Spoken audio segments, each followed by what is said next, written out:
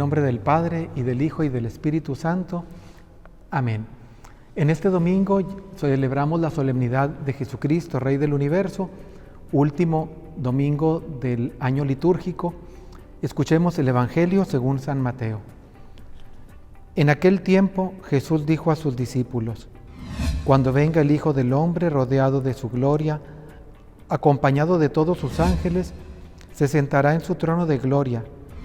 Entonces serán congregadas ante él todas las naciones, y él apartará los unos de los otros, como aparta el pastor a las ovejas de los cabritos, y pondrá las ovejas a su derecha y a los cabritos a su izquierda.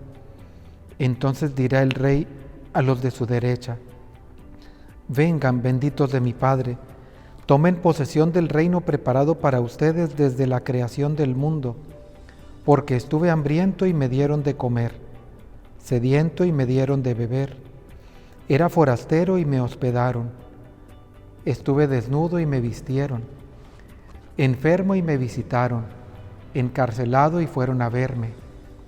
Los justos le contestarán entonces: Señor, ¿cuándo te vimos hambriento y te dimos de comer, sediento y te dimos de beber?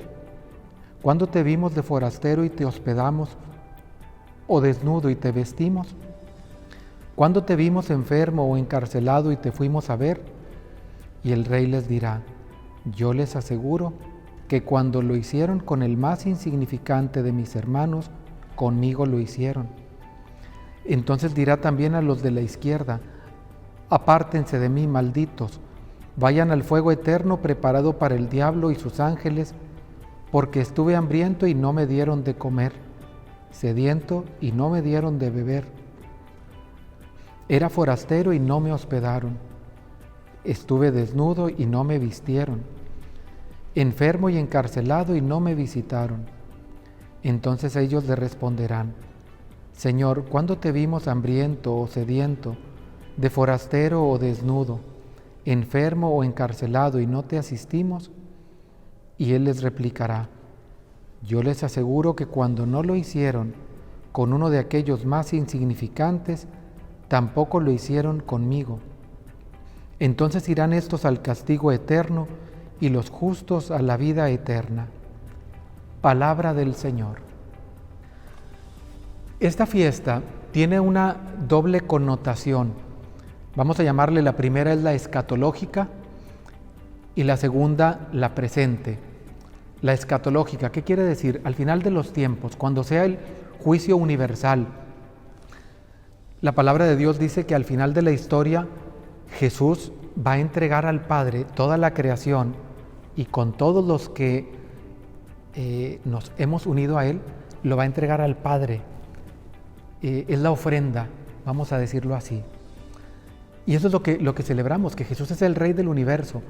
Ciertamente en la actualidad podemos ver muchos signos de que no está reinando Cristo, cuando vemos guerras, cuando vemos división entre las familias, cuando vemos delitos, cuando vemos abusos.